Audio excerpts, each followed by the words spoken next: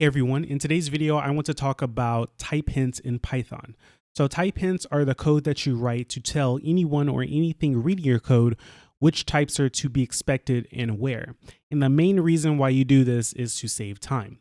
So for a concrete example of what this looks like, I have two functions here that do the exact same thing. So basically the idea is you go out to a restaurant with a group of people. There's going to be a bill, and that is the price of the meal, and you have some number of people and you also want to tip. So what you want to figure out is how much each person has to pay after including the tip. So I have these two functions that will calculate it. And like I said, they do the exact same thing in the exact same way. The only difference between the two is the second one here has type hints. So here we can see, for example, it takes three parameters: the meal price, the number of people, and the tip. On the one with the type hints, we see for meal price, it has float next to it. For number of people, it has int, and for tip, it has float, and it also has a 0.2. So here the 0.2 is the default, but the float here is the type hint. Then also it has this arrow, and then it has float again. So you can probably figure out what these mean. The meal price will be expressed as a float.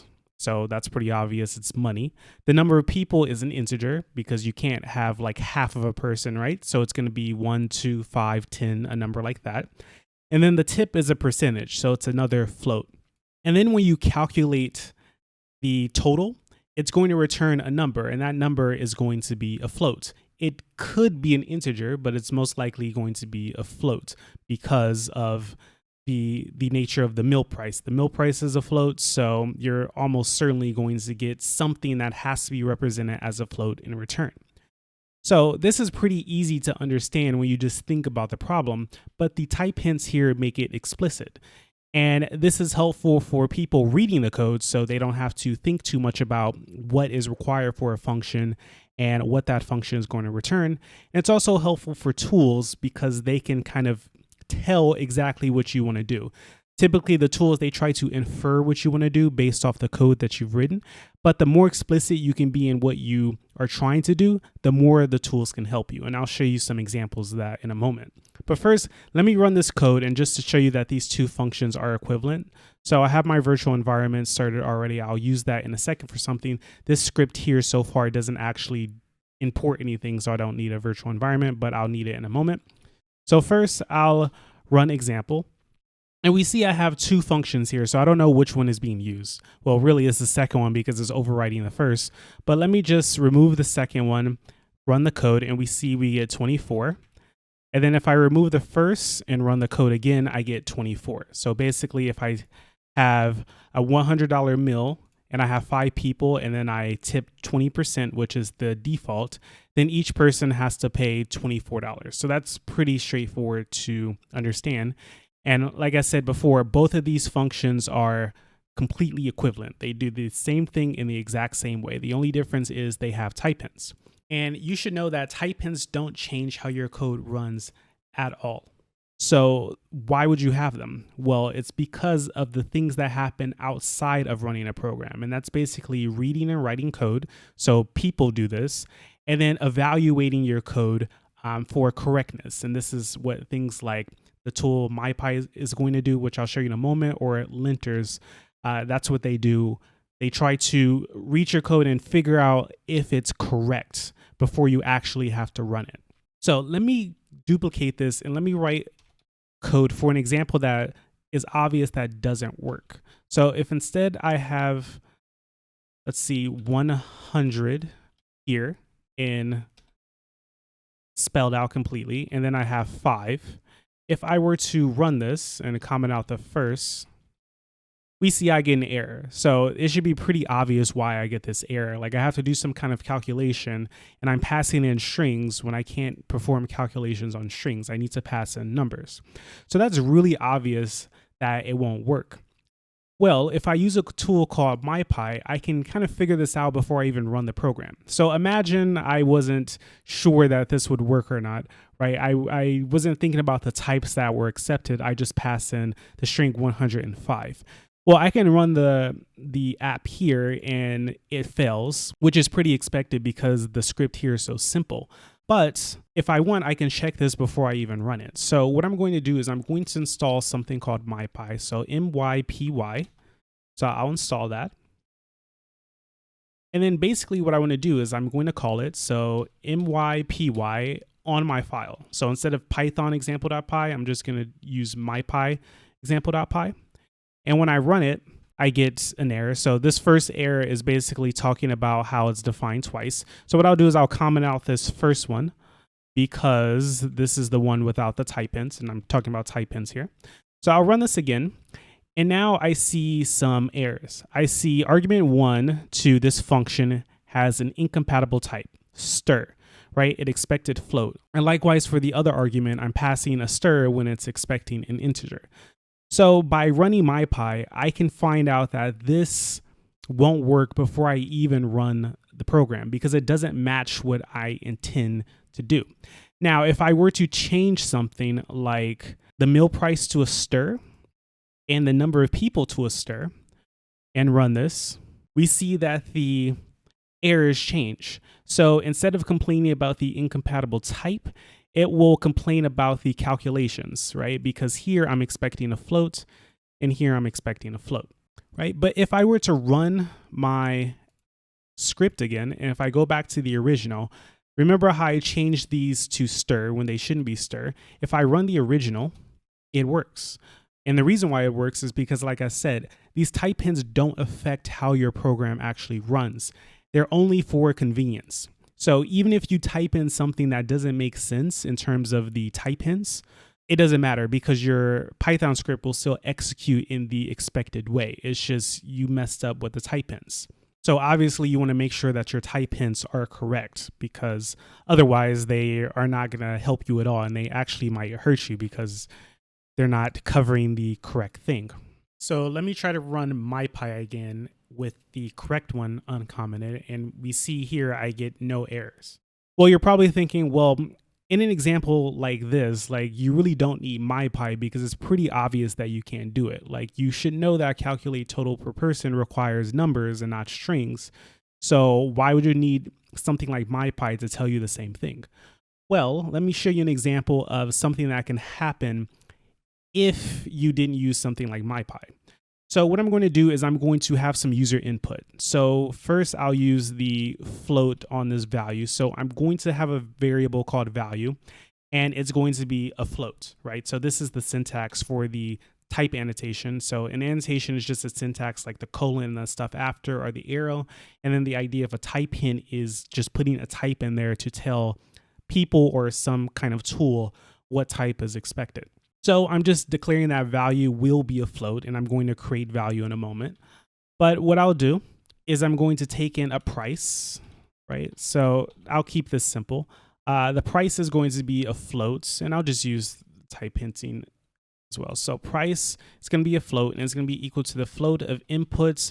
What is the meal price? Right? And then I can also say num people will be an integer. And then I'll convert the input to an integer. So I can say something like, how many people, right? And then finally, I want the tip. So the tip here is going to be a string because I need to think about a couple of cases. So here, I'll do the input and I'll say, what is the tip? And I can have leave blank for 20%. So here I have the case where they can either tip an exact value that they put in here, or they could just leave it blank and it will automatically tip 20%, as we see here in the default. So now let me write the code to make this work and we can see where this can go wrong. So if I do something like this, let's say if tip is equal to the empty string, right? I want to say value, so value has to be a float. It's going to be equal to calculate total per person. And I'm going to pass in the price and the number of people, right? And then else, meaning they typed in something other than the empty string. I'm going to do calculate total per person price. And then what I want to do is the number of people again. And then the tip is going to be the third argument. So the tip here is going to be placed after price and num people. So now let me run this code. So Python example.py. So the meal price, let's do 100 again. How many people? 5 people. I'll leave this blank. And I forgot to print out the results. So I'll just print value. Let's see, total per person. Right, and I'll remove this first one. Okay, so if I run this, I can say the meal price is 100. There are 5 people. And I'll leave it blank for 20% and I get 24. Likewise, if I do 200 and I say 5 people, leave it blank, I get 48, right? So this is fine. So I think this code works. So let me go write some other code. Well, there's a problem here. This code actually doesn't always work. Now, if I use mypy on example.py, I see that there's an error. I see on line 24, this tip is a string, but it should be a float. So I forgot to type floats there to convert the tip argument into a float. So let me run the example again and let me pass in a tip value. So 100, 5 people, and then let's say 10%, right? And then I get an error. So in the case where I don't supply the tip and I just leave it as the default, it works fine. But when I try to pass in a value directly, it no longer works because I made a mistake here. So once again, this code is pretty simple and something like that is a little easier to see. But the point is your code works in some cases and it doesn't work in others. And you wouldn't know it until you actually experience the error. So having something like mypy can prevent all those errors of those types because you are telling mypy what you expect to have as a type. And just imagine you were writing a bigger, more complicated script or a bigger, more complicated program. It becomes easier and easier to make mistakes like this because when you're testing, you're not always testing every single case. So if you happen to miss a case and you don't realize it, then when you go to run your program, everything might be fine for a while. And then eventually there's going to be a case where it doesn't work. So you've probably run into errors like this before. And when you're developing something, it's not so bad to have errors like this. But when you actually release something to users and you have a Python script or app or whatever, you can actually have these issues when users are using them. And it just wastes time going through the process of updating your code, getting it back to the user to use, making sure they're not too upset that there was an error, things like that. So if you use type hints, you can avoid issues like that. So that was the first benefit of type hinting, is that it can help you catch errors that you wouldn't otherwise catch. The next way it can help you is through your tools. So here I have another example, and this is a Flask app, and you don't have to know much about how Flask works. But basically, I am going to have a user model. And this basically allows me to associate some data together and call it user. So in this case, an ID, a name, and a date join. So just think of any site that you use where you can be a user on that site. And then I have a method here that will create a new user and return it. And then here in this index function, I am creating a user. So the place where I have type hinting here is in this create user class method. So here the CLS is the class. So when you're type hinting, you really don't have to specify this one because it will always be the same type as a class. I suppose you could if you wanted to. For the name though, I'm saying that the name has to be a string. The reason why I have to write user in quotes here is because of one of those exceptions of type hinting where it doesn't work if you don't have the quote. So basically, when I'm writing this, the class itself hasn't been defined yet. So if I just put user here with no quotes, then it will fail because the user class hasn't been completely defined at this point. So the quotes just make it to where I can still use type hinting, but it won't break the app that I'm writing here. But basically the overall idea here is that I have this method that's going to create a user and return a user object. So here I'm using user.createUser Anthony, and then this user here should be an object. So here, if I look at variable user :user, this is telling me that this user should be of type user. So it is a user object from this user class. If I change this to like stir, and then if I hover my mouse over here, I can see that it should be a stir. So it's no longer saying this is a type user, it is a type stir. Obviously that's wrong, but like I said before, this won't affect how your program runs except for the previous example I just showed you. But this won't affect how things run. So even if I do this, everything will work fine.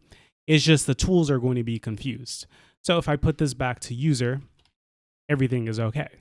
So another thing that my tool can help me with, so my tool in this particular case is my IDE VS Code, and it has the Python extension running. If you have an IDE like PyCharm, it's built in, or you can use some other IDE that has a tool built that will check type hints. But basically the idea is it can save on typing, which will save time. So I can do user dot, and then here I see I have create user available because it's a method inside of the user object. I have date joined, which is an attribute along with ID and name. And then I have some dunder methods available as well that I can use. But basically I'm more concerned with date join, ID, and name, right? So I don't have to look up to user to see what is defined there. I can see it in the suggestions given to me by VS Code. Now, if I were to change this back to stir again, what happens when I do dot? So instead of giving me ID, name, date joined, or create user, instead I get a bunch of methods that work on strings. So capitalize, caseful, center, count, etc. So this makes sense if user were a string. Obviously it isn't. And like I said, I'm kind of confusing my tool by putting stir there when it's not really a stir. But you see how VS Code is trying to help me, and I can just scroll here and see all of the methods that are relevant to strings. So I don't have to look these up in the documentation or anything. I can just, remember the general idea. Let's say I want to change things to uppercase. I see is upper, and then also there should be like upper here, which will actually make them uppercase, right? If I change this to, let's say, a dictionary, and for a dictionary, the syntax would be one thing for the key, another for the value. So let's say the keys in the dictionary here are strings and the values are integers. Then when I do this, I do dot, I have clear, copy from keys, get items, and so on. So these are all things relevant to dictionaries. Now I'll do one more. Let's say I just have bool here. Like, let's see what comes up. So user dots, and then here I have bit length, conjugate, from bytes, to bytes, right? So those things are used for Boolean types. But of course, let me change this back to user, because this truly is a user. And then if I use the dot notation here, date join. So this is just one of many things that could potentially be done with type hints in your code. It can even be so good to kind of give you errors as you're typing if you don't match types. It doesn't do that with my extension here in VS Code, but if you're using something like PyCharm, it would do that for you. So you would immediately see that you've made an error. It would put like the squiggly line under it, so you know where to look and what error you potentially have, and you can correct it right away instead of having to run mypy or even run your code to see the error happen. And the last reason that I think type hinting is useful is because you can save time reading code. So if I go back to this example here, I see I have create user, and obviously this is a really simple method, so it's pretty easy to figure out what it's doing. It's taking in a name and it's returning a user here. So even if I didn't have the type hints, I can clearly see that it's just taking the class and creating an instance of that class here. So that's pretty simple to do. But now imagine if I had more code. So let me go to an example of a real project, because it would take too long for me to write enough code to make a really good example. So I'll use a real project. Let's go to the Flask project itself. So we have the Flask repo on GitHub here, and what I'll do is I'll just go to app.py, right? So they have type hints in this code. So when I go to read the code, I don't have to think too much about what things are doing. So let me just go somewhere random. Let's go to the next method that's not dunder init. So here we have a function called name, and it returns a string, right? So I don't have to read any of this code here to know that this is going to return a string. Let's see if there's something else. We have Jinja underscore env, and it returns environment. Environment is something defined in Jinja. So I know by just looking at this this will return a Ginger environment. Obviously, this code is pretty simple. It's just one line, so that's pretty easy to figure out. So let me try to find something that is a little more complicated.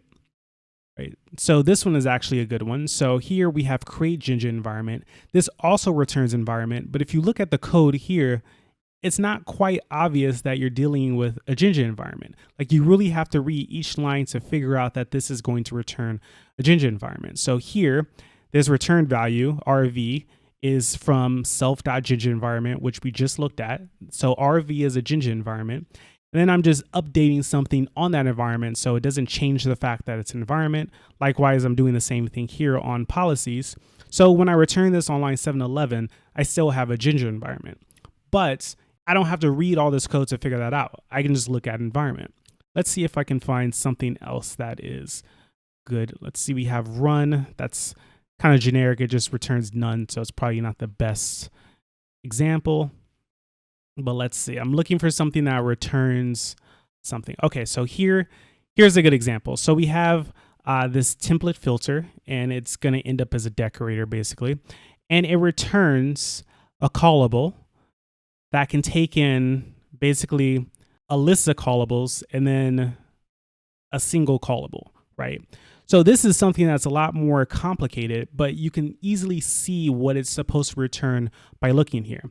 If I were to look at the code, it might not be as obvious. So here, like I said before, when you're dealing with like 3 lines of code, it's not so bad that you have to read the code. But when you're dealing with something longer, it becomes more and more helpful to have these type hints.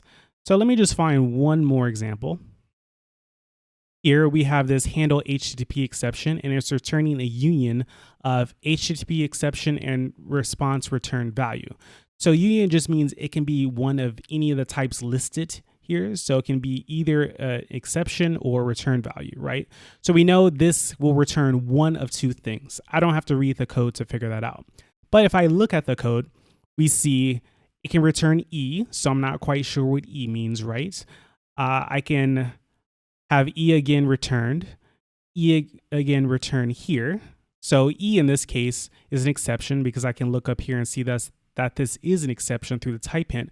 But imagine I didn't have that type hint. Then I'd be like, okay, what is E supposed to be? E should be an exception. So it can return E here, here, or here. If it doesn't return E, it returns this ensure sync, and then it passes this. And this won't be an exception. It's going to be a response return value. So that's the difference. I can just look at this in isolation and figure out exactly what it's supposed to take and return. Whereas if I didn't have these type hints, I'd have to read the code a bit more. I might have to find some examples of where this is called to see what's being passed here to see that it is an exception. So as your projects get larger and larger, these become more helpful, these type hints, because it will save you time when you go back and read your code. Or if someone else comes along and reads your code, it will save them time trying to figure out exactly what's going on. But just remember, like I said before, these type hints don't affect how your program runs. So if you put the wrong type hint, then it's just going to confuse everyone. So make sure your type hints are correct. But the idea is if it's explicit, it's going to be easier to understand than if you didn't add it there in the first place. So that's all I wanted to talk about in this video for type hints. I'm going to put this code on GitHub so you can take a look at it. And I'm also going to put a couple of links in the description below so you can take a look at some things that are possible with type hinting. So basically the idea is you just annotate the type. So, you use the syntax, the arrow syntax or the colon somewhere. But the actual type that you use can be really, really complicated. So I'm going to put some links in the description so you can just see some examples of how this works. So if you have any questions about type hinting in Python, feel free to leave a comment down below. If you like this video, please give me a thumbs up. And if you haven't subscribed to my channel already, please subscribe. So thank you for watching this video, and I will talk to you next time.